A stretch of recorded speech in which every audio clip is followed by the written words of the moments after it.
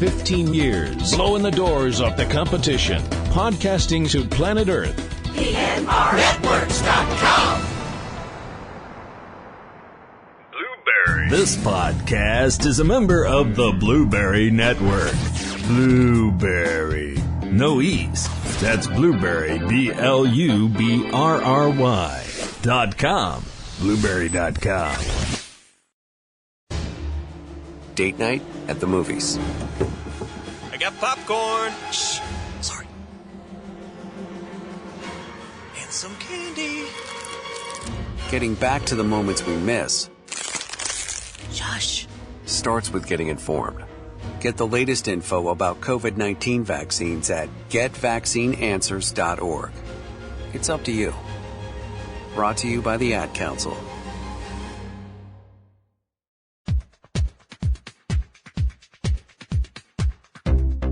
Connecting to server. Connection confirmed. Connecting to website. Connection confirmed. Adjusting lights to preset level. Adjusting sound. Adjusting volume. Recording. Real movies for real people. T.C. Kirkham and Kim Brown. Subject Cinema 2021.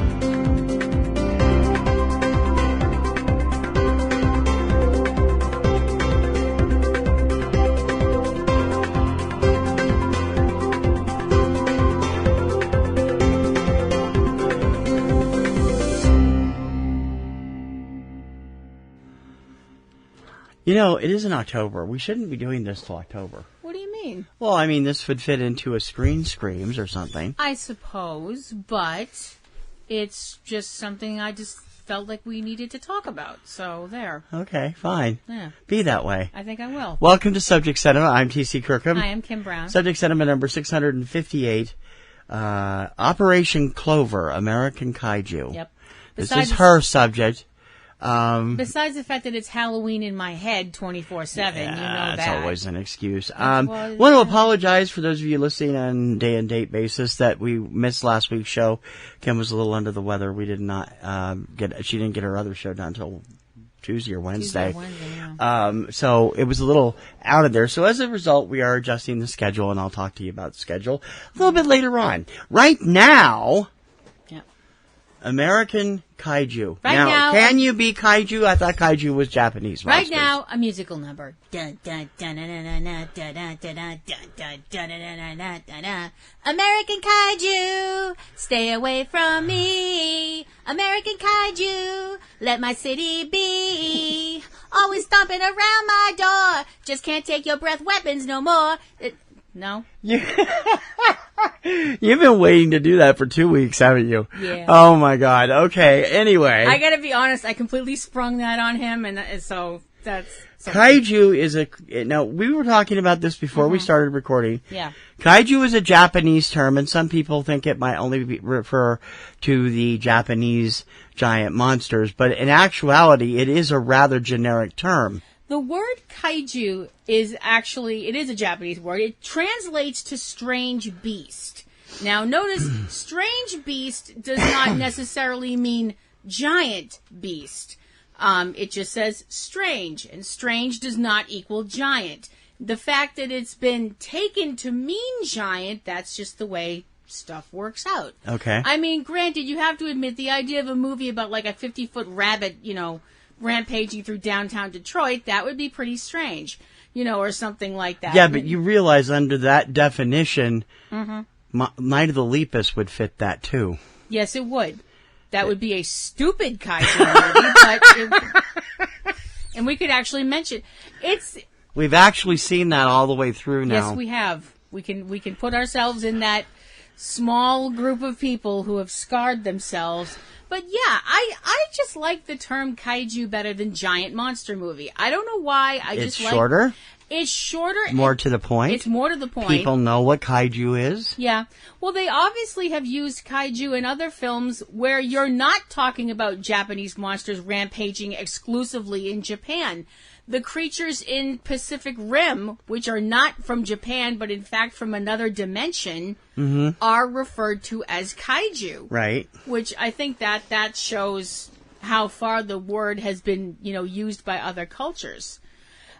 Kaiju originally was only used it was brought up in Japan, because like I said, it's a Japanese word, and it's been used to encompass the Japanese style of monster movies, which, no offense to anybody who loves Japanese kaiju films, which I am one of those people, but let's be perfectly honest, for the most part they can, and American films are guilty of the same thing, they can be kind of formulaic. Monster shows up, monster fights the military, monster fights other monster fights the other monster and the military, so on and so forth. You forgot something else. What? Monster is really man in giant rubber suit. Yeah, usually America uses too much CGI for ours. For the most part, Japanese films, they did use suit actors, although now they're using combinations of suit actors and, computer stuff, like in Shin Godzilla and stuff like that. Which, for all the fact that Shin Godzilla left certain of us kind of flat. No, it left both of us extremely flat. You can't see me, but I'm totally raising my hand. It was not a great movie. I don't care what the critics said. I did not like it. The actual, when it was actually Godzilla and not some goofy-looking, boogly-eyed monster, that actually looked pretty cool. But we're talking about American kaiju. Now, I know some people might be like, well, aren't those two things mutually exclusive? And I don't think they are. If you just take the idea of an American film that has a strange beast in it, you could technically just call that an American kaiju. Well, kaiju, like I said, can be used universally. It can be, absolutely. Yeah, I mean, you have the, what was that, who made Reptilicus?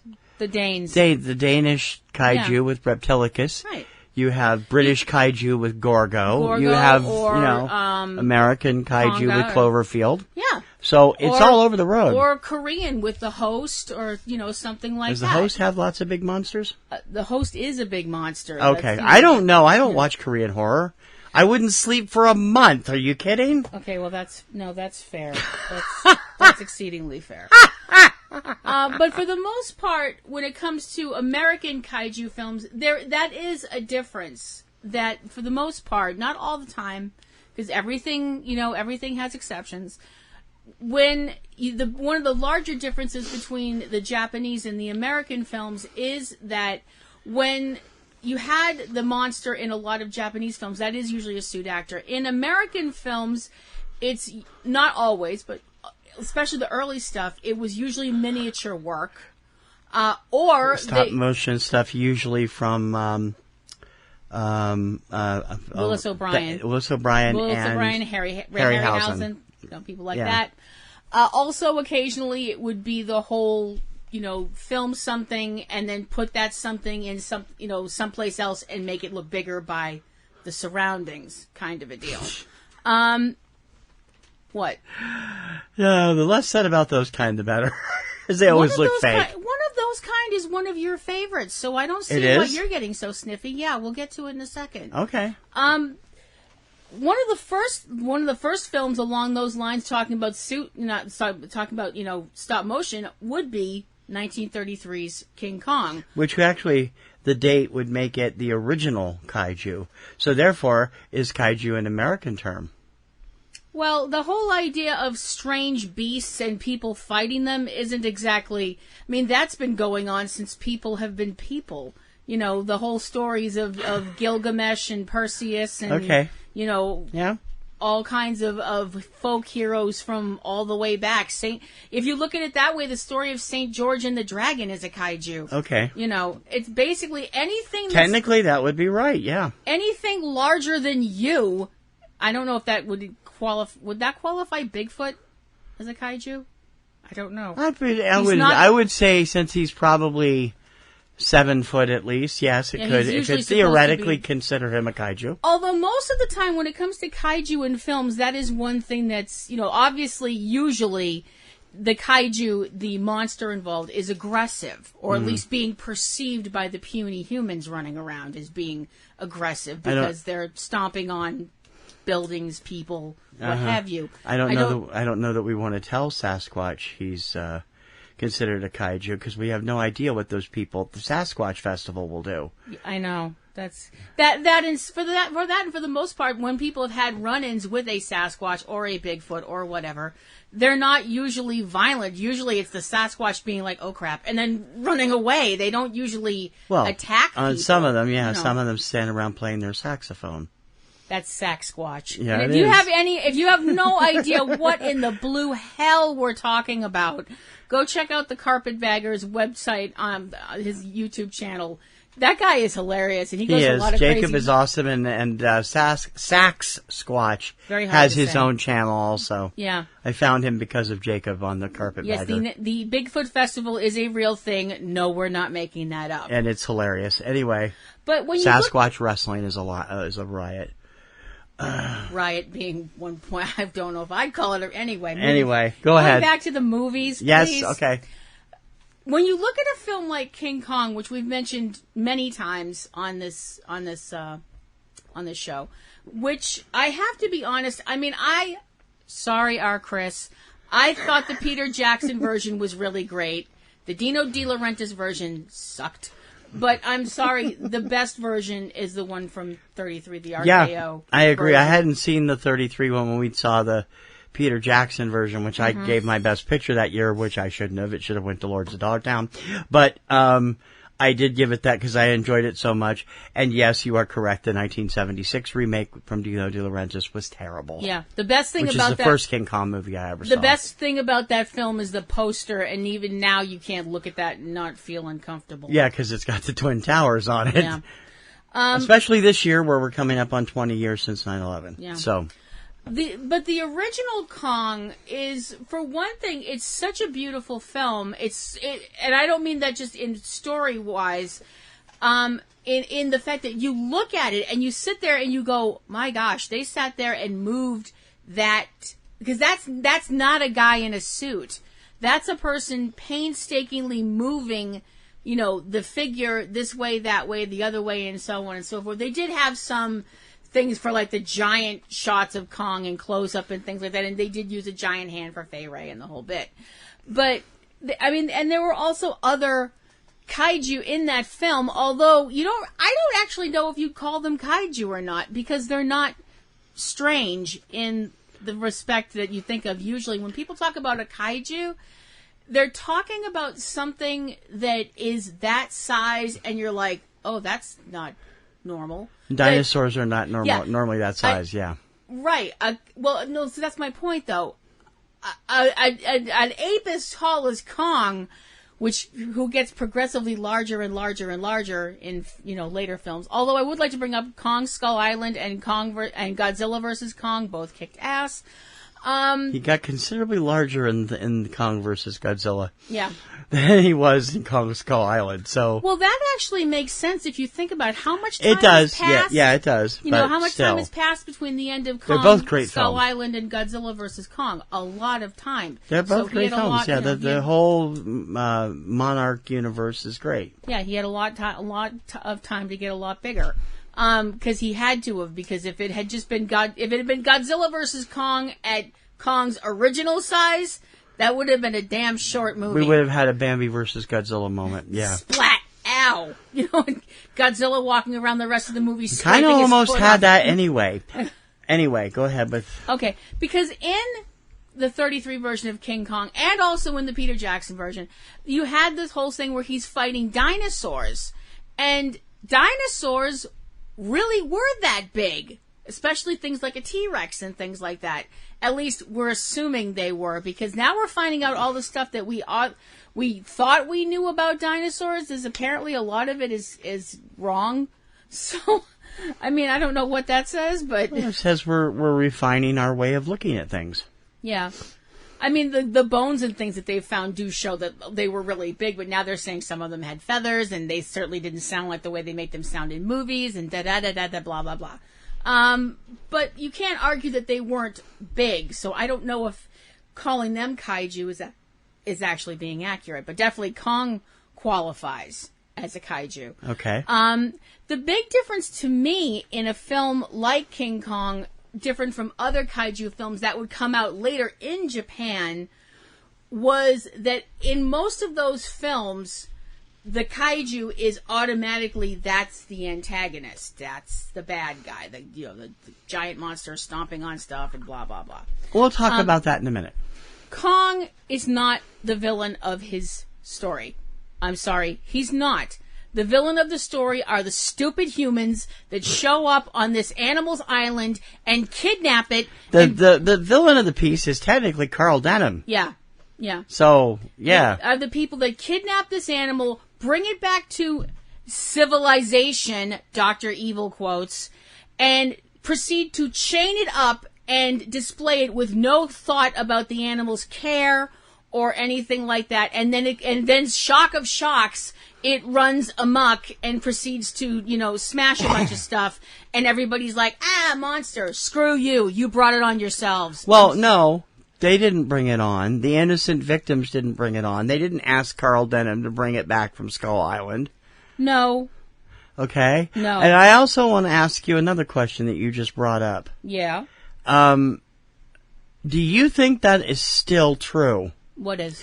When they make a Japanese kaiju film, that the kaiju is automatically the antagonist. No, I don't. Because that was the exact point of Shin Godzilla. Mm-hmm. Pretty much.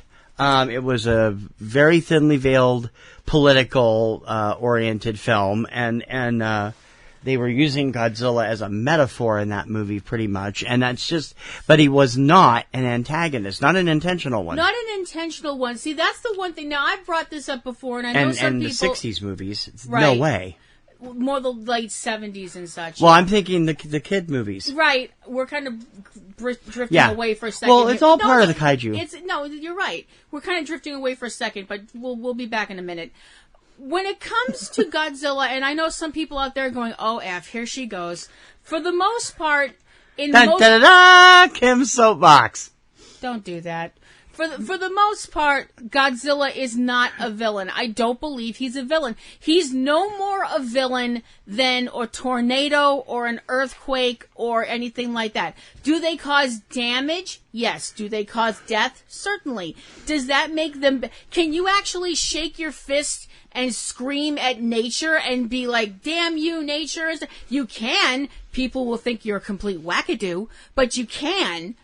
The thing is, nobody thinks of nature as evil. Nature simply is. But not all nature. No, I don't agree with you. What? About tornadoes. They can be considered evil. How? They directly target trailer parks and stuff. Oh, good grief. Well, I'm just saying. I don't know if you really can't say they target trailer parks. It's that people tend to put trailer parks where tornadoes tend to happen. That's the people's fault, not the tornadoes. And I don't mean the people who live in trailer parks. I mean the people who set up trailer parks in that way. That's called CYA, children. But for the most part, I mean, in some films, Godzilla is definitely supposed to be the antagonist.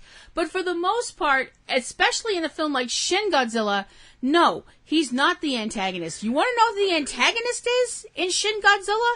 The antagonist is all the political people that are going, well, what should we do? Well, let's have a committee about this. Well, let's vote about this. Well, let's do this and that and the other thing. Meanwhile, Godzilla, rah, stomp, stomp, stomp, stomp, people dying, and politicians talking. So the politicians... Oh, so it's a metaphor for the coronavirus then, too. You said that. I didn't say that. My God, something else predicted what happened with the coronavirus. I didn't say that. 6 years ago. All right. I didn't say that. Wasn't me. I'm not. All right, fair enough. Anyway. I'm not taking responsibility for that, hot potato. That's all you, baby. But for the most part, I don't consider him a villain. I don't consider Kong a villain. Kong is not a villain in any way, shape, or form. No. Kong is just acting like what he is. He's acting like an animal, a confused, scared animal. Kong is not, by any shape or form, a villain. That's why, and I realize some people are going to be like, oh my gosh, really? That's another reason I don't like to use the word giant monster, because people, for the most part, the general people, the general public consciousness out there, when people hear the word monster, they automatically think enemy. People automatically think okay, yeah, monster. That makes sense. Not all giant things are going to be an enemy. People automatically equal monster equals bad. I mean, look at a film hell, it's right in the title. Look at a film like Monster. The movie that Charlize Theron made about a very human person that did very terrible things and is labeled a monster. And you could also look at something like Spielberg's BFG, where the guy is 30 feet tall, but he's perfectly friendly and wants to hang out with BFG people. BFG stands for Big Friendly Giant. I mean, most giants aren't friendly in that universe, but that's what I mean. People tend to automatically, and I mean, I'm guilty of this too. I mean, one of my favorite bunch of films are the Universal Monsters. But I don't think monster is a pejorative term. I think it's just a term, and the thing about the, we're going to get way off topic on this. The thing about the Universal Monsters is that of the 4 that are considered canon, is that right? The big 4. The big 4 that are considered canon, only one of them is a monster by nature, and that's Dracula. Frankenstein is not a monster. Neither is Frankenstein's monster not a monster. He's just big, and he could be, he doesn't understand what's happening to him. The Wolfman is a very human, very fallible human named Lawrence Talbot. Who has no control over what's happening to him. And the creature from the Black Lagoon is just being himself. Yeah. So they're not really monsters in the aspect that you are talking about. No. Although they are always referred to as the Universal Monsters. Right. And that's because of the appearance. Right. And it's the fact that, like I said, for the most part, people equate... If you take it from the idea of, I see where you're coming from with this, and you're right. It's the whole idea of the nature of what makes something evil. Is something evil because it's different, or is something evil because it does something bad? I'm missing something there. The mummy. The mummy, yeah. Who's also not evil unless he's controlled by somebody. Well, that depends. He just is a zombie. In the first film, he's on his own. Okay, fair enough. The first Karloff film. Yeah. The first Karloff film, he's so doing he would his own so deal. 2 of the 5 would be considered the rest monster. of the time the mummy's just basically a blunt instrument being wielded by somebody else. Yeah. But if you take it from that point of view, out of all of the Universal monsters, the big ones, I would think Dracula would be the only one that would actually be technically a monster, because what he is doing is evil and he knows it's evil and he's still doing it. Yeah. But jumping back to, we're going to go back to American. Woo! We're back over here. But just talking about Kong is the fact that he really does, he actually really typifies the word kaiju, because he is a strange beast. Mm-hmm. And he's also the stranger in a strange land. He's plucked from his environment. Right. Where he's he's the apex predator. Okay. And he's put in another environment where he's still the apex predator, but he's the apex predator that's being muzzled by all these annoying little things that have pesky stuff like guns and stuff. But if you look at, for the most part, you can kind of, when it comes to the American kaiju and what makes the American kaiju, it kind of gets boiled down into, I would say, 3 separate categories. Mm-hmm. You have something has existed somewhere else and has grown large simply because that's the way nature made it, and now we find it, and that causes all kinds of calamity. Kong would fall into that category. Okay. Another creature that would fall into that category is one of your favorite films, and you brought this up before that it's one of your favorite films, The Deadly Mantis. Yes, it is one of my favorite films. It doesn't mean it was filmed greatly. I just because you shushed me earlier, it's still a bad back projection film, but it's got a great plot, and it's there's a couple of shots with the models that are actually there are good. Yeah, because that one and them both went out of their way to make him look fairly realistic, whereas another one of my favorites, Beginning to the End, is totally unrealistic. Because it's all footage of grasshoppers like imposed on a building on a postcard. Right. So 1950s. We're kind of jumping around timeline here. 1957's The Deadly Mantis falls into that first category I mentioned. Something's just big because shrug nature. In that case, it was reasons. big because it was big when it was frozen. Right. The Deadly Mantis looks It's at a the prehistoric idea. mantis. Yeah, that this is a creature from a kabillion years ago at the dawn of time when human beings hadn't even crawled out of the primordial soup, whatever, and all that stuff if you're into evolution. So this is the whole idea that, not saying either of those things are wrong, but, the whole idea that this film came out at a time when people were speculating the idea and people had actually found out that things that people had thought were dead for a very long time, then they find out, oh, they're not. Oh, wow, look at that. There was the coelacanth, which was a kind of fish that was supposed to have been extinct for like 1 million years or whatever, and oh no, wait, somebody found one. And that kind of a deal. And there was all this talk of mammoths that had been found in Siberia and whether or not they were really dead or had people found them and then been like, yeah, they're dead. Can I have a napkin, please? That kind of thing, whether or not they had, actually killed them themselves or whatever. And then you get a film like The Deadly Mantis, which is about this whole idea of a mantis that was from, million, billion years ago, that somehow got flash frozen. Ice Age. I don't think the Ice Age worked that fast, but what do I know? And that it was, buried in the earth. There was an earthquake and a volcanic eruption and all that, kind of a butterfly effect thing. Something happened way far away that made an earthquake somewhere else, and then boom, giant bug. Okay, but here we go. This is actually an interesting idea, because at the time the movie was made, 1956, released in 1957, they didn't have the proof that they have now. It wasn't discovered or even discussed, and people who dared discuss it were shushed by the scientific community until they found proof of a meteor strike in the Yucatan Peninsula that probably caused the extinction of the dinosaurs. Right. They didn't discover this until 2001. So they did say that threw so much matter into the air that the dinosaurs were all dead in a week. Right. And that mantis, if it was in the wrong place at the wrong time, could have easily fallen prey to a fast encroaching cold from the poles. It was probably in the South American area somewhere or something. Right.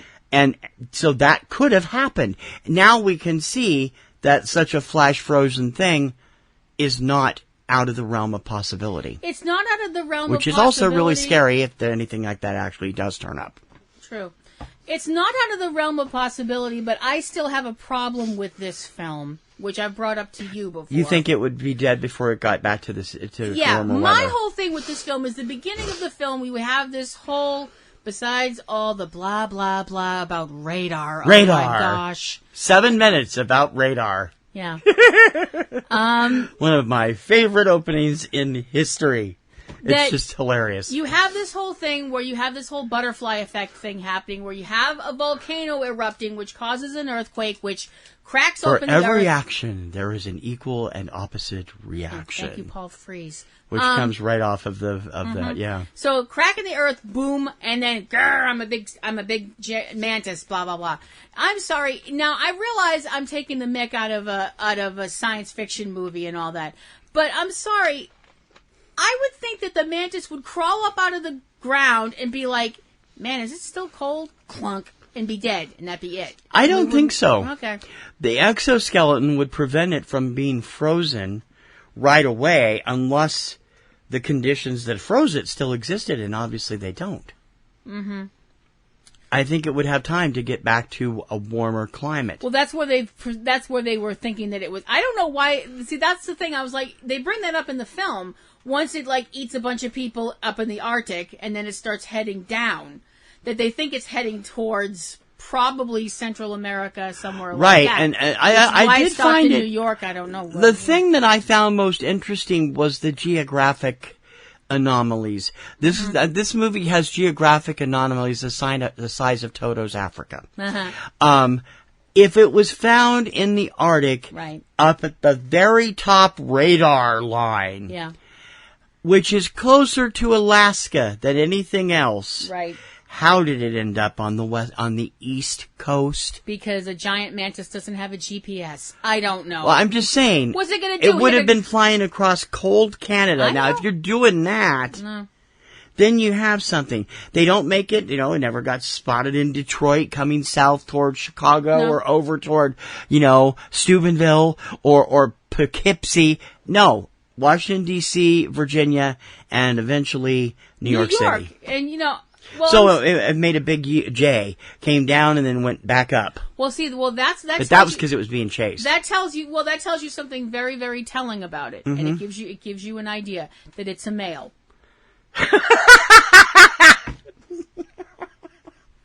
It had to be a giant It's male. not Ryogi.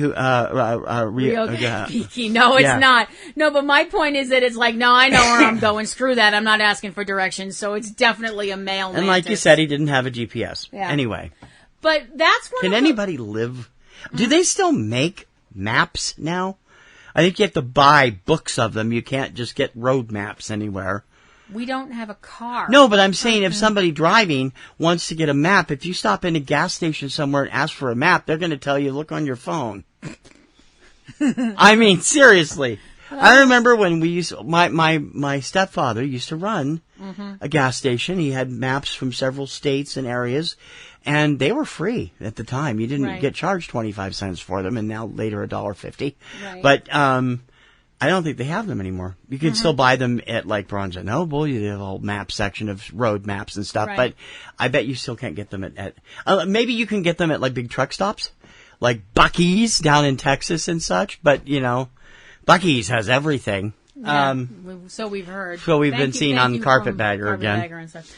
The other category that I feel, and there's sorry, we got off topic again. That's okay. Woo! There's other films that fall into that category as well, including The Beast from 20,000 Fathoms from 1953, which is another film that it's just the whole idea that although that one kind of bleeds into the other category that I was going to bring up, which is the whole idea that the other category that makes kaiju tends to be, man's folly, or AKA the bomb did it.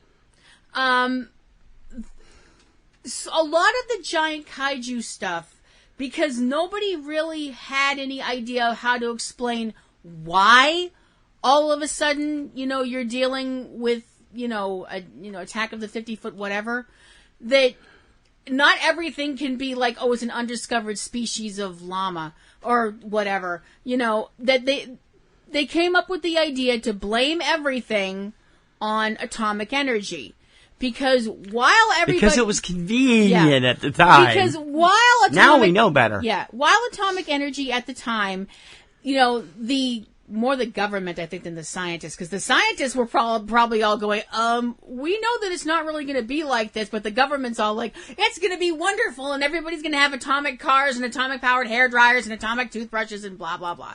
That it's going to be great, and the scientists are all going, but cancer and so on and so forth. For a more compact description of that particular era, see Donald Fagen's IGY, What a Wonderful World. Yeah. You can find it on Spotify. Anyway. And then you listen to that and go, how could somebody have been Howard Jones did a great cover of it, too, if you want to look up his version. Depending on the point of view. But when you couldn't come up with a reason why, a rational reason why. Now, granted, when you're going to see, the carrot that ate Cincinnati or whatever, that, nobody's really looking for rational stuff. You're just looking for something to be on screen so you're necking with your girl.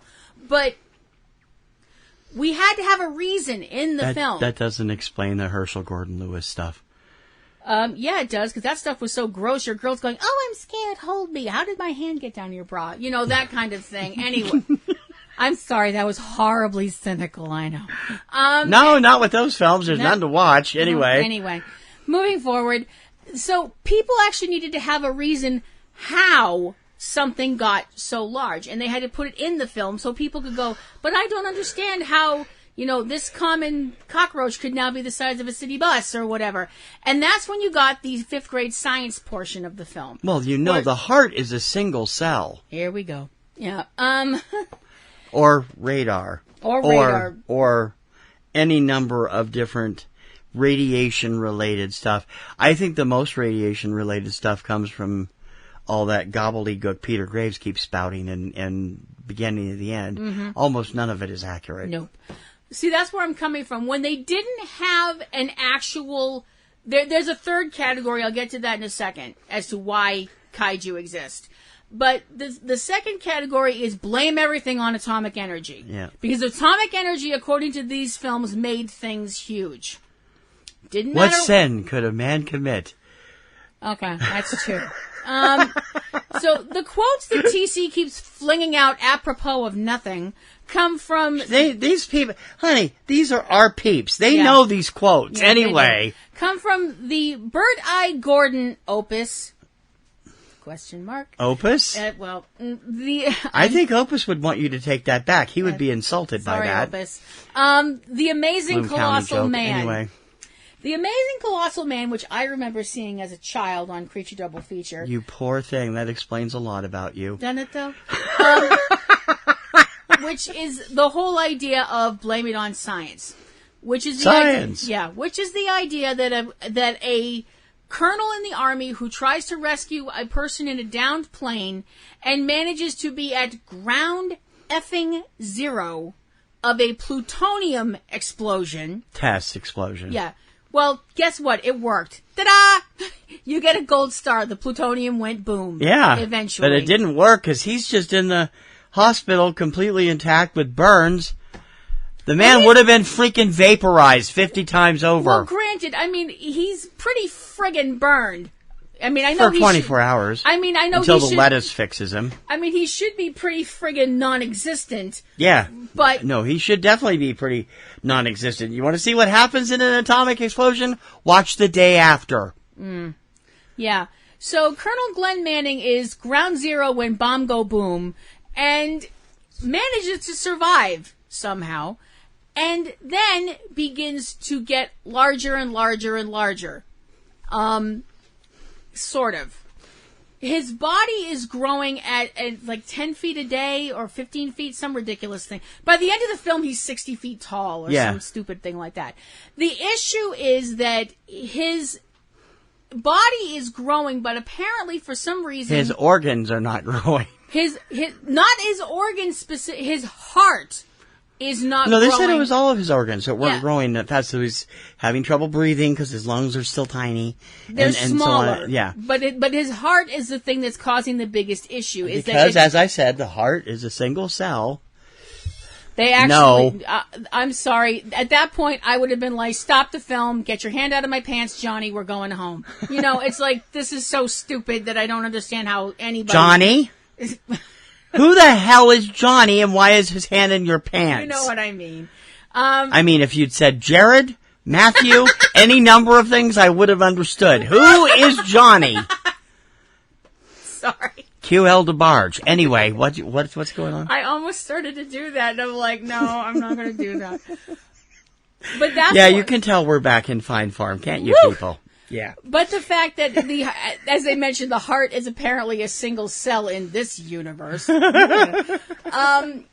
That's what's going to cause him to go mad and eventually kill him. But it turns out the army actually kills him, and he takes a header off. No, they don't actually kill him. But because he shows back up in War of the Colossal Beast. Yeah.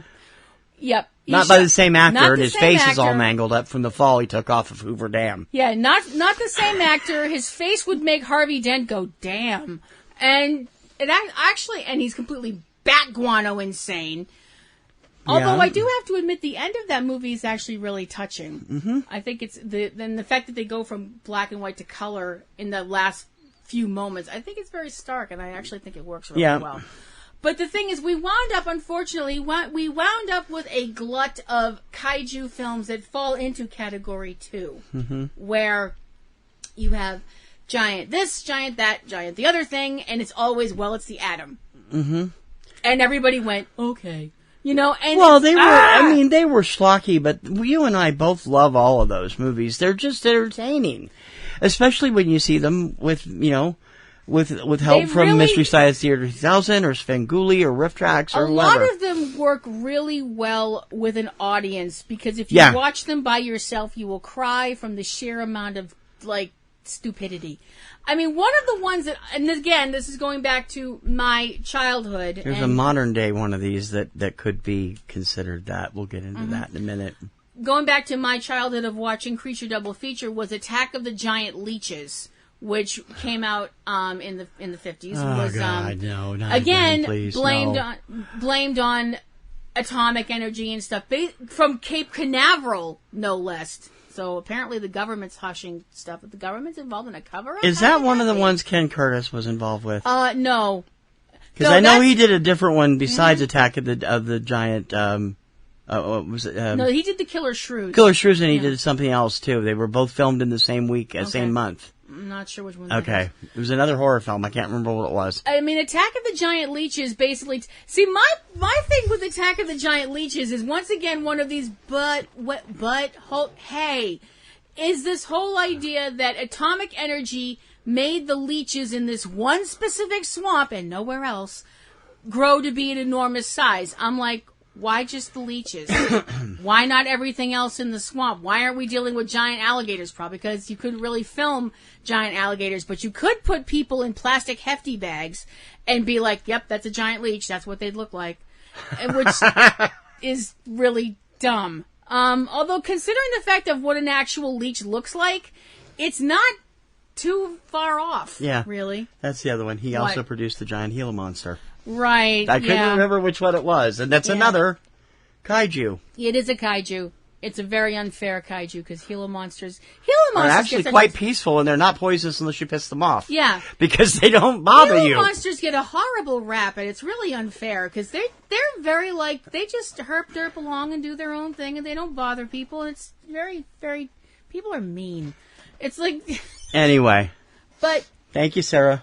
The other film that I just wanted to bring up for a second, talking about the whole, science, screws stuff up, is Tarantula, which is a really great film. Yeah, Tarantula is a great film. It's well written, well acted. The effects are really good, just like Them, which is also part of that group. Yeah. It's terrific. It's one of those few movies that people actually take John Agar seriously in because it's well done. Tarantula from 1955 is one of these films, though, that it does have kind of one of these plots where you're going, wait, what? Although I don't know why the tarantula sounds like it's playing maracas. When the tarantula is of a norm, because the whole thing of this film is the idea that these scientists are using radiation, radioactive isotopes in science, blah, blah, to try and create larger animals to feed more people. Yes, Mr. Waverly should have known better. Really? Well, yes, I know. Leo G. Carroll plays one of the scientists, and he was in The Man from U.N.C.L.E. I know. Thank you, Mr. Exposition Fairy, Miss Exposition Fairy. Brought to you by The Plot Device. Hello. But the whole idea is that they're trying. To get a sound clip with that. They're trying this stuff out on certain kinds of animals before they move on to other kinds of animals. My whole thing is, why are you trying them on things that people wouldn't eat? They try it on guinea pigs and a tarantula, and that's what happens is that the tarantula gets out during a fight, and it literally walks out the door. I mean, at this point, it's about the size of an ottoman, maybe? Yeah, and it's it pretty just big. kind of do out the door, and it just continues to get larger and larger, and it starts feeding on horses and cattle and people and stuff like that until Clint Eastwood kills it. No, that's not a joke. Clint Eastwood is the fighter pilot at the end of the film. You can't tell, but you hear his voice, and it's definitely him. You can't say just because he's using napalm to kill it that he's having a flashback either. What? Vietnam wouldn't happen for another 12 years. Anyway. Just saying. I guess it made his day. Anyway. But I'm sorry, that's the one problem I've had with that film. I'm like, great, so you made a giant tarantula. Yeah. Who in their right friggin' mind is going to eat a giant tarantula? Wouldn't you make like a giant duck or chicken or something that would be something that people would normally want to, eat? Who's going to eat a giant guinea pig? Most kids would see that and go, yay! They're not going to be like, hey, let's eat it. If I can interject before you move on to the third part. Sure. There is a modern day film, going by your own description of what Kaiju stands for, that fits into that second category, although it's not radiation. Okay. Birdemic. What? Birdemic is a strange creature. These birds suddenly have the ability to crap poisonous material. They dive bomb and explode. Most pigeons and eagles don't do that. No.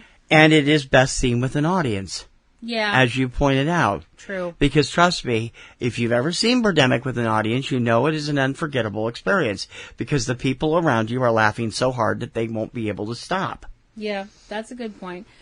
And they are, they're straight, But you'll give me that, because it's something to do with the environment that's causing them to get poisoned and go kind of nuts. I don't know if I'd call them kaiju so much. They are strangely behaving beasts. They're not exactly strange.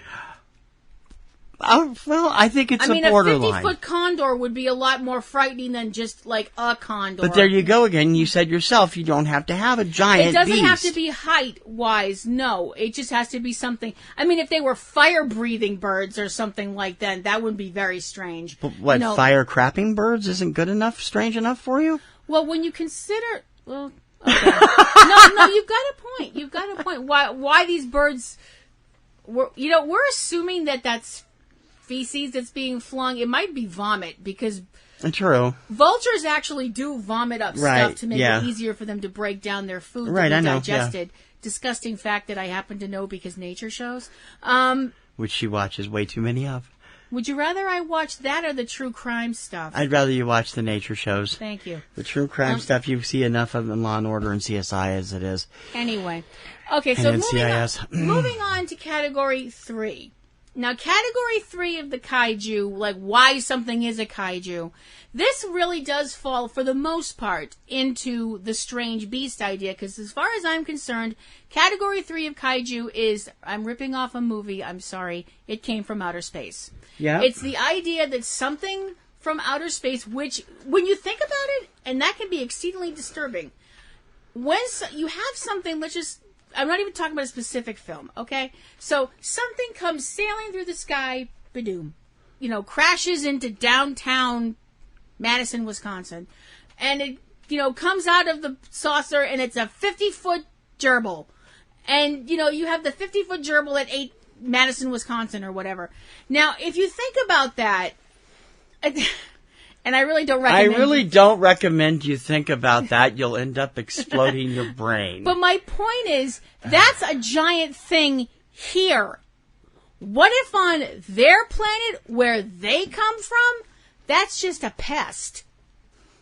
That's something that'll keep you up at night, won't it? Or a people. Or a people. Or a, yeah. I can't believe I'm dipping into this conversation. But you have that whole thing that is something that will keep you up at night when you think about Cloverfield. Cloverfield, I was going to ask you, does that fall into Category 3? Or is that really Category 1?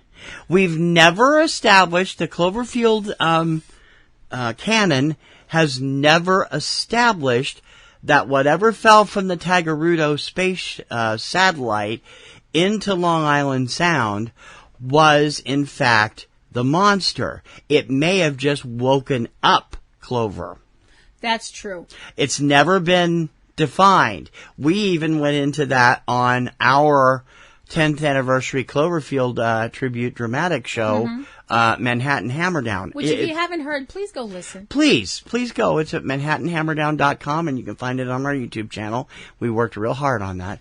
Considering that we've had, considering we've had other films since Cloverfield, we've had 10 Cloverfield Lane and the Cloverfield Paradox, I would assume that whatever fell to because Earth, both of those do seem to lean alien. Especially 10 Cloverfield Lane, that this whole idea that the world's been invaded by something from the stars. Right. So my whole thing is that now, if you take the attitude, and for argument's sake during this, we'll take that attitude. That whatever came out of the water and ran amok in New York in Cloverfield. That's such a fun word, amok, amok, amok, amok, amok, amok, amok, amok. It's just a fun word to say. Not as fun as smock. Not as fun as smock. Smock. You have to be a Calvin and Hobbes fan to get it. Yeah. But if you take the idea that what that was an alien, what else we find out or what we speculate about in that film is enough to keep you up at night. Yeah, but also, does that mean the parasites on Clover are alien too, or did they pick that up in the ocean? Mm-hmm. Yeah, that's a good... You've never seen Cloverfield, it would help. That way you'll know what we're talking about. Yep. But the fact that people have speculated that what rampaged through New York was a young creature. Yeah, I know. Now think about that for a minute. Think about the size... Clover was a baby. Yeah, think about that for a minute. Think about the size of what we saw very briefly in Cloverfield. Yes, she's never going to let go of that. No, I'm not. If I go Although to see we got a full movie, shot of Clover right at the end of the film. If I go to see a giant creature movie, I want to see a giant creature in my movie for more than the time that it would take you to blink. I'm sorry. I'm greedy that way. Anyway, I'm spoiled. I'm sorry. So let's just take that attitude for a second, though. Mm-hmm. That very tall being is a young version of something. Yeah, how tall is the parrot? Yeah. Mm-hmm. It's a Gorgo thing again. Yeah. Yeah. And if you think about the idea that said being is stumbling around and stuff like that, is it acting that way because it's young and uncoordinated? Mm-hmm. Is there a bigger, more coordinated, possibly more Mommy or daddy out there. Possibly more aggressive, can plan out strategy and really F us out there, going to come looking, going, honey, where's the baby? That kind of a thing. You don't want that, because when mommy ain't happy, ain't nobody happy. Let me throw another left field curve at you. Go for it. Concerning the third one. Mm-hmm. What about Phase 4? Phase 4 is a 1974 science fiction film where ants are evolved through an alien intelligence, but they're still ants. They're still ants. Do I consider... It's a freaking awesome film. If you've never seen it, check it out. Sucks. Kim didn't like it, but Kim liked it fine until the ending, and then Kim went, what the frig? Yeah, the ending is kind of weird, but it's a great movie. Really intelligent I film. was really into it until the ending, and then it was just, what? Do I consider those kaiju? No. Why? Strange beings. No. Yes, but evolution is not strange. The fact that whatever... Okay, good answer. Yeah, I would agree with you on that. That whatever cosmic entity out there... Because it's not... They haven't actually changed except their intellect. Whatever cosmic entity out there stepped on the accelerator and pushed their evolution forward mentally. Right. Because they don't change physically. No, they don't. They're still ants, red ants. That's still we're assuming where their evolution was going to get to in a million and a half years or whatever. Mm-hmm. The fact that something just decided to hit the fast forward button doesn't make them kaiju, in my opinion. Yeah, so it's a big leap from them, where they are kaiju, to Phase 4, where they're not. Considering the fact that in them, they are actually just acting like ants. They're doing what ants do. They don't behave any differently. True enough, they're just the size of a Lincoln Continental. That's a good comparison. Yeah. I think that's about... there's a ton of other films we can think of. Just another film real quick that I want to bring up that I know some people might be like, what?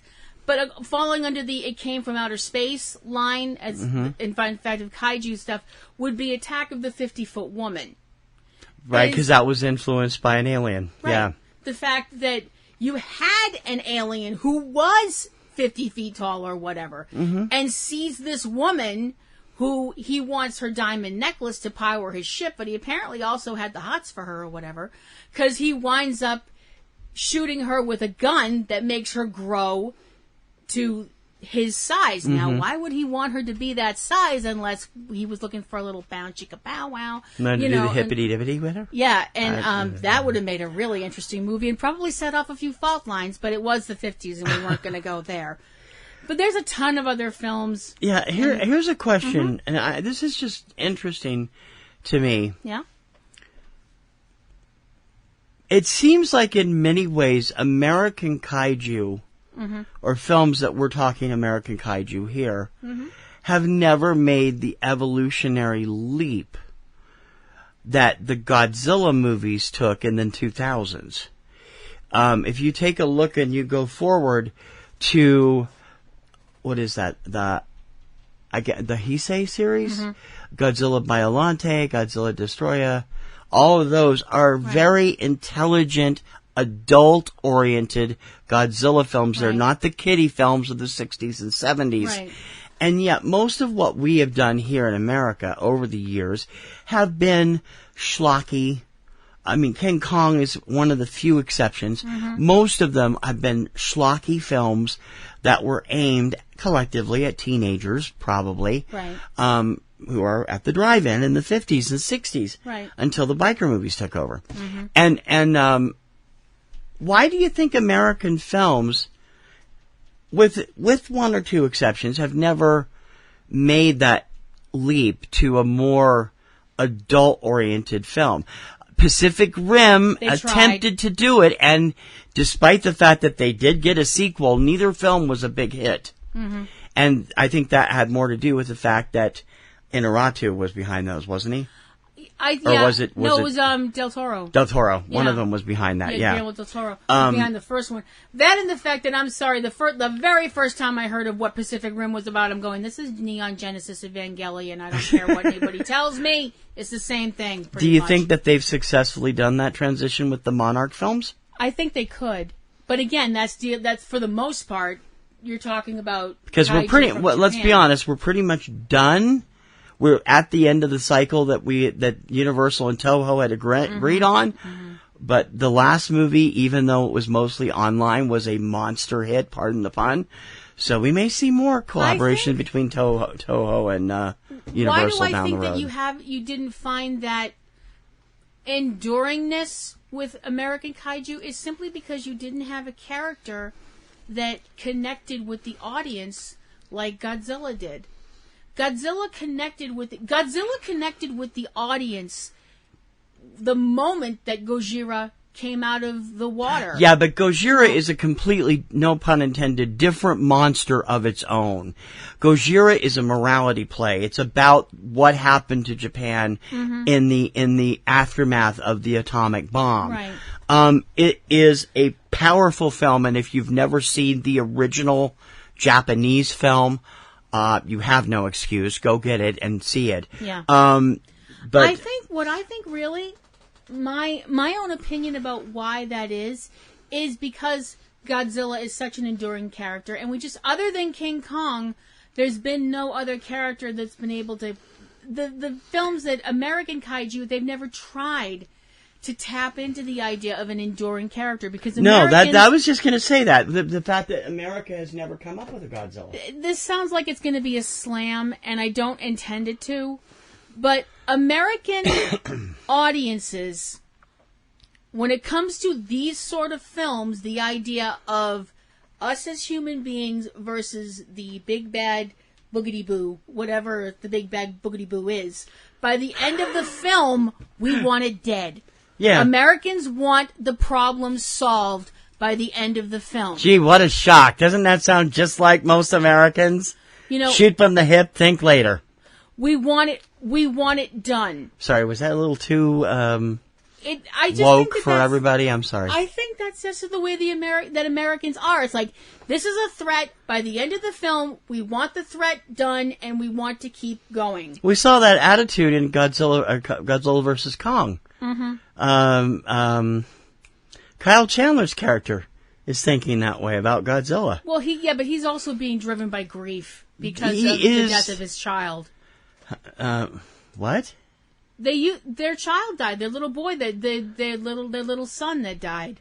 Okay, that's from the Godzilla King of the Monsters. Yeah. Okay, I don't remember that. Yeah. So that was okay, but where he is in this movie is 2 years down the road, right. So it's a little bit different. But no, I think it's basically because it's the whole idea that this sounds like I'm being esoteric, and I don't mean to, but that the Japanese have a more view of things being in cycles, and Americans are like, there's a beginning and an end, boom, boom, and the Japanese are like, everything continues, everything evolves, and Americans tend to be like, we have a beginning and a middle and an end, and that's the way they are with films, that they want a conclusion, and the idea that you have a character like Godzilla who has kind of evolved in the Japanese films from being,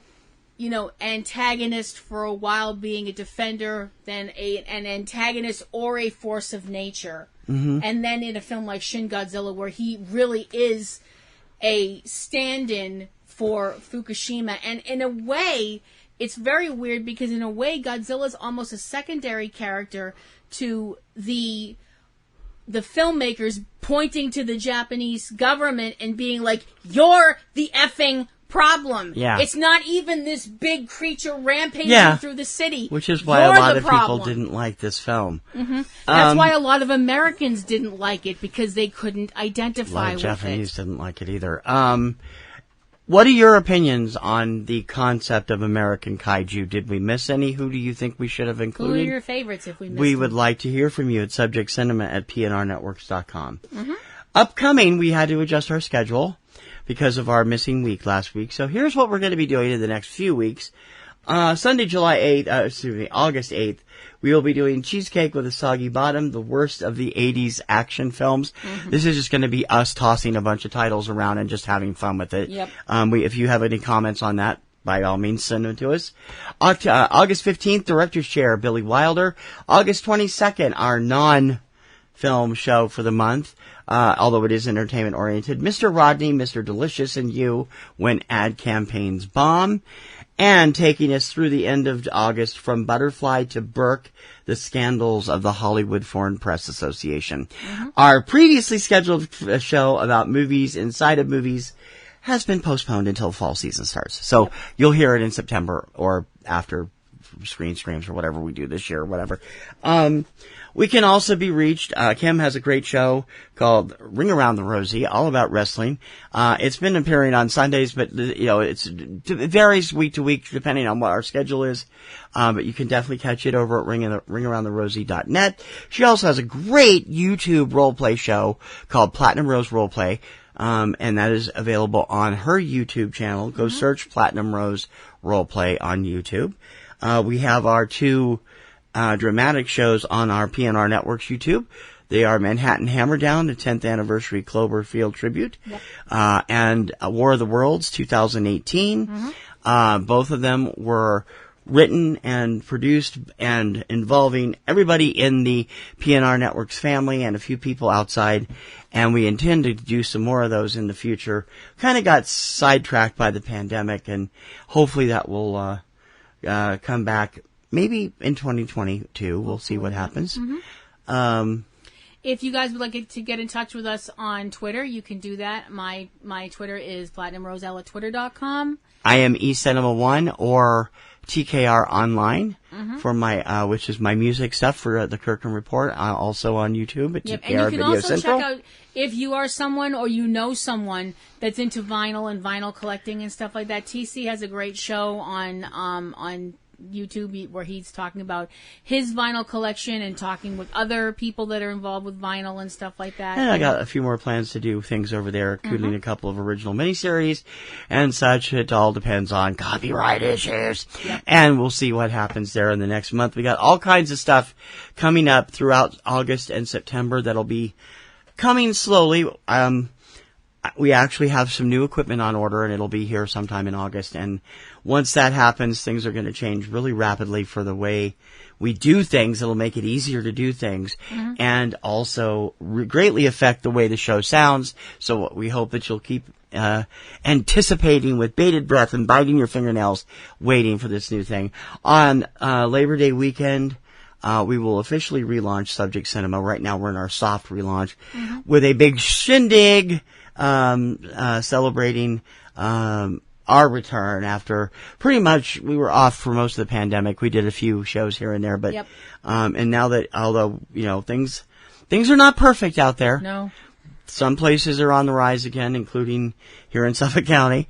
So they have advised even fully vaccinated people like us to wear masks inside.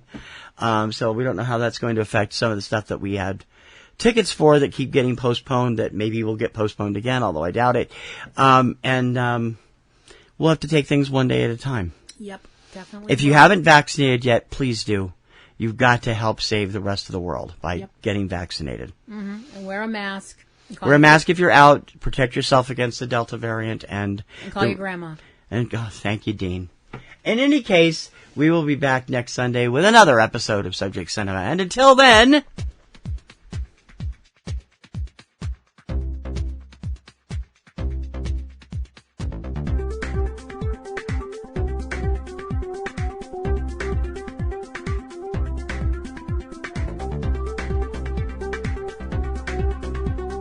I'm T.C. Kirkham. I'm Kim Brown. May your popcorn always be buttered. And may your roses always be in bloom. TTFN. Bye now. You have been listening to Subject Cinema with hosts T.C. Kirkham and Kim Brown. Subject Cinema is produced by PNRNetworks, Boston, Massachusetts, which is solely responsible for its content.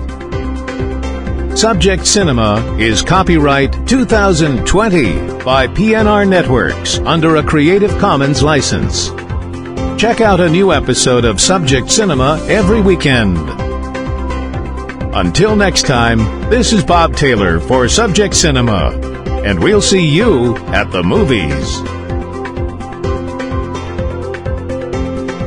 Okay, I love you. Bye-bye.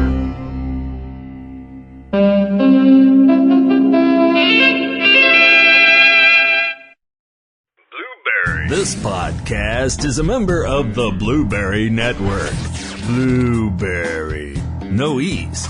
That's Blueberry, BLUBRRY.com. Blueberry.com. 15 years. Blowing the doors off the competition. Podcasting to planet Earth. PNRNetworks.com.